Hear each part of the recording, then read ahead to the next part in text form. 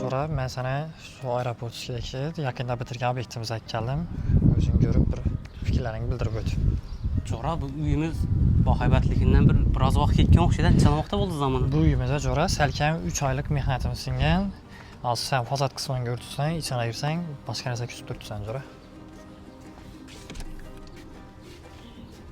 Bu Jora bir hoş boladı. Gireriş kısmımız birimize ataçent olan olup bergenimiz. Oho. Jora вообще dahshat-ku bu.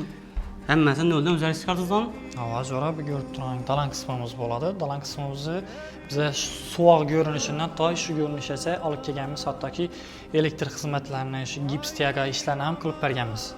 Bu dizayn вообще zo'r-ku. Bu kompüterda chiqardingizmi benim dizaynini? Yok, Jora dizayn hizmetinden faydalanmadık çünkü bizden özlerimiz ustamız Tilabek Ustaba şu hattaki şu mayda detallarından ta şu görünüşe özü çizip kliyente gösterip bergen. Bize şunu işlep çıkarıp bergenimiz. Bu zo'r dahshat. Bu gatoy pökek mi endi bu? Yok, Jora bu pökek emas.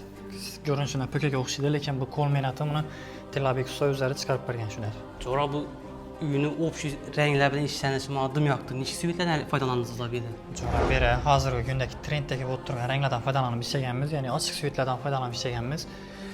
Har bir detalnacha e'tibor etib, ranglarni ham shu bir-biridan mos qilib ishlaganmiz.